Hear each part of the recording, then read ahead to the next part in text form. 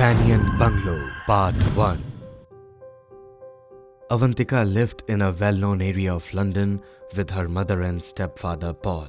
Avantika was 5 years old when her mother brought her from India to London. Avantika was so pampered by Paul that she didn't even consider it necessary to ask her mother about her real father.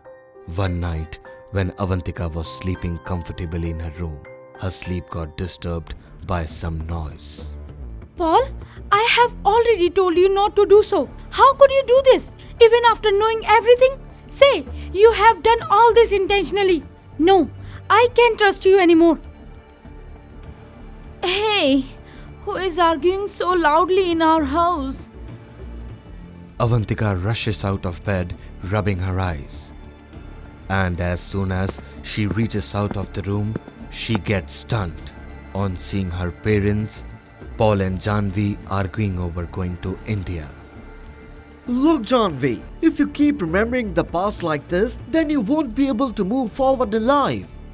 Paul, you know very well about my past. There is nobody living on that land. Still, you think I should go back? I know everything. That's why I was saying that this is all superstition. Someone must have made up a story in the past and you are still believing it. How many years you have been here? Did anything ever happen? You should visit your mother. Avantika was listening to everything standing on the edge of the door. But unaware of what was happening, she can't control anymore and she goes straight to her parents. What you both are doing here at late night? And where are you planning to visit? Oh, nothing, my dear child. You go and sleep. We are not going anywhere. Avantika senses something wrong and she looks at her father Paul with confused eyes. Papa, Mom is definitely hiding something from me. Tell me the truth. What were you both talking about? Paul and Janvi look at each other nervously. Avantika cannot tolerate this silence and she asks again. Look, you both are hiding something from me. Otherwise, what will you talk about outside your room at 3 o'clock in the night? Papa, Mom isn't gonna tell me anything. You tell me what's going on. Avantika's questions leave Paul and Janvi confused, and both of them start looking at each other's face for answer. Will you say something or not? Oh my child, there is nothing like that. You go and sleep. We'll talk about it tomorrow. Do you think I will go to sleep after seeing all this? Tell me quickly what you were talking about. You're just like your mother. Stubborn. No one can deal with Avantika's stubbornness. Paul couldn't control himself on seeing his beloved daughter insisting like this, and he tells everything to Avantika. Actually, your mother has to go to India for a few days. Your grandmother is not feeling well. As soon as Avantika hears about her grandmother, she gets stunned. What? Grandma? I also have a grandma? Why didn't you tell me about this? Now it isn't necessary for you to know whether you have a grandmother or not. You have a mother and that's enough. This is not the time to argue. Janvi, first think about your mother's health. Nothing has happened to her health. She's not worried about her daughter, but about her own benefit. And this time, I will end this matter forever. Mom, I will also come with you. Tell me, why did you keep this secret from me for so many years? Janvi sensed the eagerness of Avantika to go India. Janvi's mind was bombarded with thousands of thoughts. Shut up, Avantika. You don't need to know about all these things. Avantika and Paul get silent after seeing Janvi's behavior in this manner. Avantika had lost sleep from her eyes. No matter how much she tried to sleep, but only one question was echoing in her mind. Why her mother never told her about her maternal grandmother? Avantika's head was like a fence of innumerable questions. I have never seen Mom behaving like this. What has suddenly happened to her all at once? And till now, why has she not told me about Grandma? Don't know why Janvi is not picking up the phone. What happened, Papa? Why are you so upset? Hey child, don't you remember that today your mother has to come back? I've been calling her since morning, but she's not picking up my phone. You are aware of Mom's nature. You just don't need to worry about her. She will come back. Avantika and Paul were still talking when Avantika gets a call from an unknown number. Who is this? Hello? On the other hand, due to network disturbances, the sound was coming in and out. Avantika tries to understand again and again, but she doesn't understand anything properly. Just then, Avantika shouts loudly. Oh God, who is this? Can you speak properly? Avantika, Mom, accident. India as soon possible. What rubbish are you talking? Who is this? I am your grandmother, Avantika. On hearing this, the phone automatically disconnects and Avantika starts looking at Paul with a pale face. What happened? Whose call was it? Papa, it was Grandma's phone. What? She was saying that Mom has an accident, so we have to leave for India now. Avantika and Paul didn't waste a single second and they immediately left for India. Both Avantika and Paul, dressed in warm clothes, were waiting for a taxi in the freezing fog. Avantika's tension was increasing with each passing second. Oh God, because of this fog, nothing is visible clearly. Papa, we should get out of here soon. My phone network is also not working. You are saying right. There is so much silence here that I can even hear my own heartbeat. There's a taxi driver there. Let's ask him out. Hey mister, we have to go to the Banyan Bungalow. Who is going to take us there? What? Banyan Bungalow? I don't think anybody would risk his life to drop you there. Well, who advised you to go there? These people must have come here for a tour. They must have found this place on the internet. Avantika was getting anxious. Suddenly, Avantika starts hearing her grandmother's voice. Avantika. Paul and the driver's voices gradually start slowing down. Avantika's eyes start turning red. She loses her temper and screams loudly.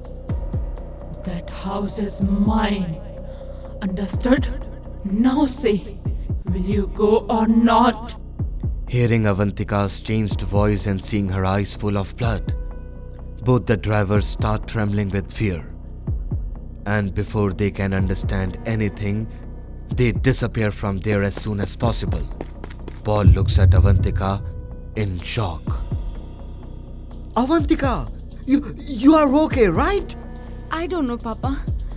I felt as if someone else was speaking. Seeing the changing behavior of Avantika, Paul started remembering all the things told by Janvi. Both of them are looking here and there in search of taxi. And just then, they see a light coming from the fog. And in no time, an old car comes to a stop in front of them through the fog. Avantika and Paul get terrified on seeing a thin, grey-haired and one-eyed driver. No one will take you except me to the place where you both want to go. Okay, so you know where we have to go? Yes, you both have to go to the Banyan Bungalow. Avantika gets lost in her thoughts and keeps staring at the driver. It's really amazing to know that you want to take us to a place where the rest of the drivers disappeared on just hearing its name. These foreigners people. They are new generation kid who believe in these stories of the jungle. My house is on the same way. That's why I asked you. Anyway, you will not get any other taxi at this time. On hearing this, Avantika looks at Paul. Papa, it's been a long time we are here. And I'm not even feeling good here. And what if we don't get another taxi? I think we shouldn't leave this taxi. Without wasting any time, both of them sit in the car and the driver moves ahead, taking both of them on the zigzag road through the fog. Then Avantika realizes that there are no other trees in the forest except banyan trees. Paul repeatedly starts checking the network on his phone, but he doesn't get any success. Only then, the driver says while looking in the mirror, Hey foreigner man, this is not your London, America.